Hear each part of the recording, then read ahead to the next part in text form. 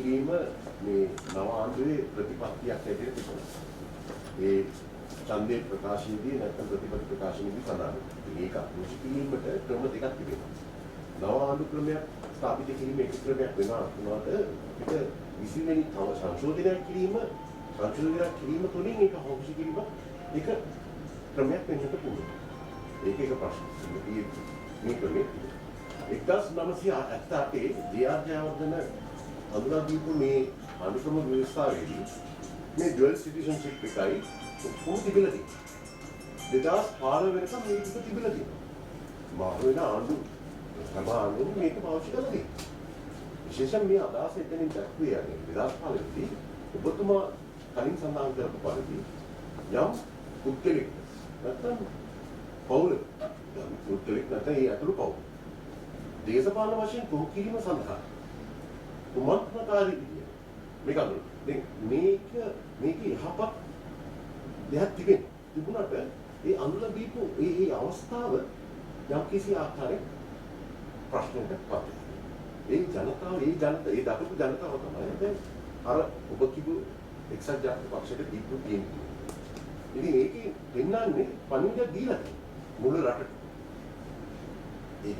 ඒකට හෙලිවත් යන්න බෑ ජනතාවගේ අමාත්‍යය තමතම දැන් මේ දීලා තියෙන බලන්න එක් පක්ෂයකට එක ආසනයක් පමණයි තියෙන්නේ ඒ ලොකු වෙනසක් ඇති උනේ ඇයි මම හිතන්නේ ඒ ප්‍රශ්න දෙකටම උත්තර දෙන්න කැමතියි දැන් ඔබ සඳහන් කළා වගේම 19 වෙනි ව්‍යවස්ථා සංශෝධනය මේ දින 100ක් ඇතුලේ කඩිනමින් ගෙන ආපු සංශෝධනයක්. ඔවුනුත් 20 වෙනි සංශෝධනයක් කියනවා කියලා පොරොන්දුවක් වුණා.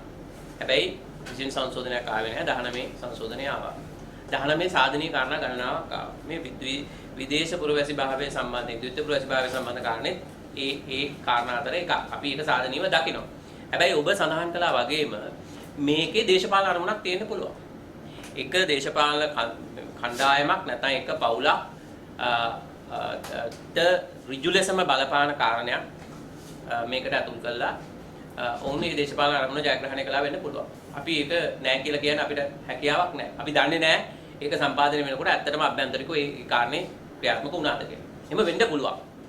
හැබැයි ප්‍රශ්නේ තියෙන්නේ එහෙම හොඳ අරමුණකින් නොඋනත් ඔවුන් සම්මත කරපු දේ රටට යහපත් නම් අපිට ඒක ප්‍රතික්ෂේප කරන්න බෑ. ඒක ආපස්සට හරවන්න අපිට එකඟ වෙන්න බෑ. ඒ අරමුණ 19 වෙනි සංශෝධනයේ ද්විත්ව ප්‍රතිභාවයේ සම්බන්ධ කාරණේ අතුල් කරද්දී අරමුණ යහපත් නොවුණා. හැබැයි එකෙන් වෙන ප්‍රතිඵලය රටට යහපත් නම් අපිට ඒ වෙනුවෙන් පෙනී හිටින්න සිද්ධ වෙනවා.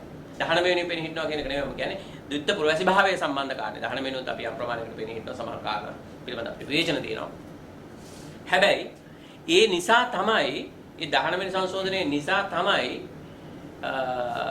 මහ බැංකු මංකොල්ලේ පිළිබඳව හොයලා බලන්න අවශ්‍ය ඉඩ ප්‍රස්තාව හැදුනේ. ඒක විදේශ පුරවැසිභාවය සම්බන්ධ කාරණා නෙමෙයි. නමුත් ඒ හොයලා බලන්න පුළුවන් ඉඩ ලැබුණේ. දැන් මහ බැංකුවට ලංකාවේ පුරවැසියෙක් නොවන කෙනෙක් ඇතුල් කළා. මොකද උනේ කියලා අපි හැමෝම දන්න මුළු රටම දන්නවා. මේ මහ බැංකුවට ඔහුත් ලංකාවේ පුරවැසිභාවයේ තියෙන කෙනෙක්. ද්විත්ව පුරවැසිභාවයේ තියෙන කෙනෙක්. එතකොට ඒක මම ඇත්තටම දන්නේ නැහැ මම හරියටම මේ මහ බැංකුව අධිපතිවරයාට ද්විත්ව පුරවැසිභාවයේ තිබුණේ ඔහු ඇත්තටම සිංගප්පූරු පුරවැසියෙක්ද තනි කරම කියන්නේ. සිංගප්පූරු විතරයි. එතකොට එවැනි කෙනෙක් ලංකාවේ ප්‍රධාන කේන්ද්‍රයකට ගෙනහලා වෙච්ච දේ අපි දන්නවා. එතකොට රාජ්‍ය නායකයා හෝ එහෙම නැත්නම් පාර්ලිමේන්තුවේ නීති සම්පාදනය කරන තැනට දැන් අපි දන්නවා වර්තමාන ගරු ජනාධිපතිතුමා ඔහුගේ පුරවැසිභාවය ඔහු විලාස කරගත්තා. අන්න අපි ඔහුට සාධාරණ ඉඩක් දෙන්න ඕනේ. ඒ කියන්නේ දැන් විදේශ පුරවැසිභාවයේ ගන්න කවුරු හරි කෙනෙක් අපේ රටට වඩා ඒ රට හොඳයි කියන අර්ථයෙන් ජීවත් වෙන්න හොඳයි. තමන්ගේ පවුලේ කණ්ඩායමට එහෙ ගිහලා ඉන්න හොඳයි. අපිට මේ ලංකාවට වඩා ඒ රට හොඳයි කියලා. ඒකට එහෙම හිතන කෙනෙක් අපි ව්‍යවස්ථාදායකයට පත් කර ගන්නවා. අපිට එහෙම කෙනෙක් හිතුවා කියලා. හැබැයි කාලෙකදී ආ හිතනවා නෑ මම මගේ රටට සේවය කරන්න ඕන කියලා. අන්න තීන්දුවක් ගන්නවා. වර්තමාන ජනාධිපතිතුමා එක තමයි කරේ. අන්න තීන්දුවක් ගන්නවා. නෑ මම මගේ විදේශ පුරවැසිභාවය අයින් කරනවා. ගීතා කුමාරසිංහ මහත්මිය ගිය පාර පාර්ලිමේන්තුවේ එතුමියට එළියට යන්න උනා. හැබැයි මේ වතාවේ නැවත පාර්ලිමේන්තුවට ආව ඒක අයින් කරගෙන. අන්න අපි ඒකට ඉඩ දෙන්න ඕනේ. කවුරු හරි රටේ කෙනෙක් ඒ ඉන්ට්‍රස්ට් එක අතහැරලා රටේ ජනතාව වෙනුවෙන් සේවය කරන්න යන සූදානම් නම් අපි ඒකට ඉඩ දෙන්න ඕනේ. නිසා 19 මේ ද්විත්ව පුරවැසිභාවයේ සම්බන්ධ කාරණේ 2015 වෙනකම් ඔබතුමා කිව්වා වගේ ඒ තිබිච්ච එක යහපත් නොවන චේතනාවකින් හෝ අතුල් කළා නම් ඒක සාධනීය ප්‍රතිඵල අපිට තියෙනවා නම් අපි කියන්නේ ඒක අපි රටට හිත කරනවා. අපි ඒක බාර ගන්න ඕනේ. නිසා ඒ කාරණේට අපි එකයි ඒක ගෙනාවේ මොන අරමුණෙන්ද කියන එක පිළිබඳව ඒ විවාදය අපිටත් තියෙනවා. හැබැයි ඒකේ ඒ අවසාන ප්‍රතිඵලය රට හිත කර වෙනවා. දෙවැනි එක පහුගිය මැතිවරණ වෙලාවේ ඉතාම පැහැදිලිව පාර්ලිමේන්තු මැතිවරණයේදී මේ 19 වෙනි සංශෝධනය පිළිබඳව ආණ්ඩුව විවේචනය කළා. ඒතර 19 වෙනි සංශෝධනය කිරීමේ අවශ්‍යතාවය වොන් දිගටම කිව්වා. ඒ නිසා 19 වෙනි ව්‍යවස්ථාව සංශෝධනය කරන්න තියෙන අයිතිය අපි කාටත් ආණ්ඩුවට නෑ කියලා කියන්න බෑ. ඒ තියෙන අයිතිය අපි පිළිගන්න වෙනවා. හැබැයි 19 වෙනි ව්‍යවස්ථාව සංශෝධනය කරලා ඕනෑම දෙයක් ගේන්න පුළුවන් කියලා ජනතාව කිව්වේ නෑ. දැන් ඇමති මණ්ඩලයේ 30 සිට අසීමිත ප්‍රමාණයක් ගේන්න ජනතාව කැමතිද? කොතනද ජනතාව කැමැත්ත දීලා තියෙන්නේ? එහෙම නෑ. රටේ විගණනයේ තිබෙන ආයතන 117ක් ප්‍රධාන සමාගම් කෝටි ගණන් බිලියන ගණන් වංචා වෙච්ච සමහර ආයතන ප්‍රශ්න වෙච්ච සමාගම් විගණනය කරන්න එපා කියලා ජනතාව කොහොමද කියලා දෙනවද? නෑ. කැබිනට්ම අමාත්‍ය මණ්ඩල කාර්යාලය, ජනාධිපති කාර්යාලය, අග්‍රාමාත්‍ය කාර්යාලය විගණනයෙන් අයින් කරන්න කියලා කවුරුත් කියලා දෙනවද? නෑ. ඒ නිසා 19 වෙනි සංශෝධනය කරන්න ආණ්ඩුවට තියෙන සුජාත අයිතිය මම හිතන්නේ අපි කාටවත් අභියෝග කරන්න බෑ.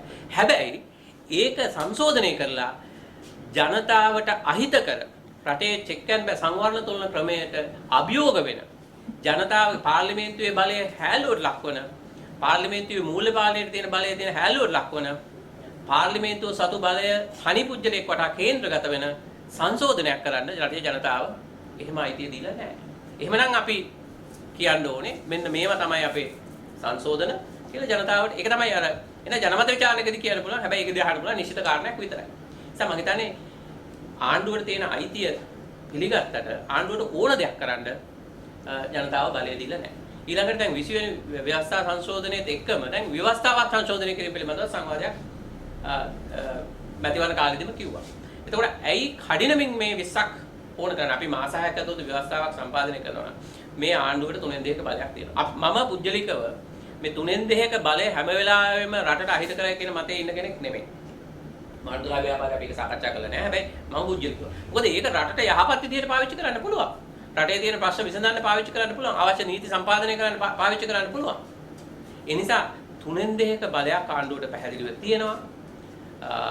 අග්‍රාමාත්‍යතුමත් ජනාධිපතිතුමත් එකම දේශපාලන පක්ෂය එකම පවුලක ඔවුන්ට රට තමන්ට අභිමත පරිදි පාලනය කරන්න බල ව්‍යුහයක් ඒක ඇතුලේ තියෙනවා. ඉතින් ව්‍යවස්ථා එහෙමනම් ආණ්ඩුවට පුළුවන් මේ තමන් අප්‍රසාදයට පත් වෙන යෝජනා ගේනව වෙනුවට පැහැදිලි ව්‍යවස්ථා සංශෝධනයක් මේ වෙලාවේ ගෙනල්ලා පාර්ලිමේන්තුවේ බහුතරයක්ගේ බලය තියෙන. හැබැයි ඒ ව්‍යවස්ථා සංශෝධනයක උනත් මූලික මූලධර්ම උඩ තමයි යන්න ඕනේ. ඒ සංශෝධනය කිරීමේ හැකියාව තියෙනවා. ඒ නිසා අපි ඒ කාරණේ සම්බන්ධයෙන් අවසාන අදහස 19 වෙනස් කරන්න අයිතිය තියෙනවා. හැබැයි 19 වෙනස් කළා ජනතාවට හානි කරන විදිහේ සංශෝධනයක්, ජනතාව අපේක්ෂා නොකරන විදිහේ සංශෝධනයක්, පාර්ලිමේන්තුවේ බලය උදුරා ගන්න විදිහේ සංශෝධනයක් ගේන්න අයිතියක් නැහැ කියන එකයි අපේ අදහස. මැතිවරණ කොමිෂන් සභාවේ සමාජිකයෙකුට ඩුවල් සිටිසන්ෂිප් එකක් දෙන්න පුළුවන්. මම හිතන්නේ මම මුලින්ම කියපු කාරණේ රටේ තීන්දුව ගන්න විදිහේ ආයතනවල ඉන්නවා නම් ඔවුන්ට විදේශ පුරවැසි භාවයක් තිබිය යුතු නැහැ කියලා. ඒ විතරක් නෙමෙයි මම තවදුරටත් ගිහිල්ලා කියනවා නම් සිවිල් සංවිධාන වල රටට බලපෑම් කරන මට්ටමේ සිවිල් සංවිධාන වල නායකයෝ පවා විදේශ දුෂ්ට පුරවැසි භාවයක් තියෙනවා නම් ඔවුන්ට සුජාත අයිතියක් නැහැ. මොකද ඔවුන් මේකේ මූලික පදනම තමයි තමන්ට තීන්දුව ගැනීමේ වපසරියක් ඇතුලේ තීන්දුව ගන්න බලයක් තියෙන රට වෙනුවෙන් තමන්ගේ පුජ්‍යලිකව හෝ ගෙදර හෝ පවුල නෙමෙයි රට වෙනුවෙන් කාරණාවලට බලපෑම් කරන්න පුළුවන් මට්ටමේ කිසිදු පුජ්‍යලේ වෙනත් රටක පුරවැසි භාවයක් නොලැබිය යුතුයි. ඒක මැතිවරණ කොමිසමටත් අදාළයි. අනිත් කොමිසම සභාවටත් අදාළයි. මොකද ඔවුන් ගන්න තීන්දුව රටට යහපත් හෝ අයහපත් වෙන්න පුළුවන්. රටට අයහපත් වුණොත් තමන්ට ඕනෑම මොහොතක රට අතහැරලා යන්න පුළුවන්. එතකොට රට ගැන කොච්චර බැඳීමක් තියෙනවද ඒ පුජ්‍යලයට කියන එක. මේක මේ දේශපාලඥයට විතරක් අදාළ කාරණයක් නෙමෙයි. එක පවුලකට හෝ පුජ්‍යලයකට දෙන්නෙකුට අදාළ කාරණයක් නෙමෙයි. මේක රටේ පැවැත්ම සම්බන්ධයෙන් පොදු කාරණයක්. ඒ නිසා මේක අර මංජුල ගජනායක මේ ප්‍රබෝධ මහත්මයා කිව්වා වගේ මේක ආණ්ඩුව සම්බන්ධ ප්‍රශ්නයක් හෝ ආණ්ඩුවේ ඉන්න ප්‍රධාන කණ්ඩායම් කීපයක් සම්බන්ධ ප්‍රශ්නයක් නෙමෙයි. ඒක එහෙම ගන්නවා නම් සම්පූර්ණ වැරදි. අපි මාර්ග 12 ව්‍යාපාරයේ හැටියට ගත්තොත් අපි පත්වන ආණ්ඩුත් එක්ක සාධනීය කාරණාවලදී අත්වල බැඳගෙන එකට යන සූදානම් සංවිධානයක්. දැන් 20 වෙනි අවස්ථා සංශෝධනයේ සුදුසු නැති කාරණා වලට අපි අපේ විරෝධතාවය පළ කරනවා. හැබැයි ආණ්ඩුව යහපත් දේවල් ගේනවා නම් දැන් ව්‍යවස්ථා සංශෝධනයක් ගෙනලා රටේ යහපැවැත්මට අවශ්‍ය වැඩපිළිවෙලක් සකස් කරනවා නම් අපි අත් දෙකම උස්සලා එකට වැඩ කරන්න සූදානම්. හැබැයි වැරදි දේවල් වලට අපි අවිවාදයෙන් අපේ විරෝධය පළ කරනවා.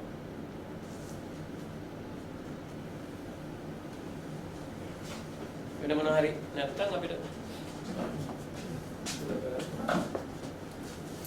එනම් බොහොම ස්තුතියි තමුන්නාන්සලා සියලුම දෙනාට.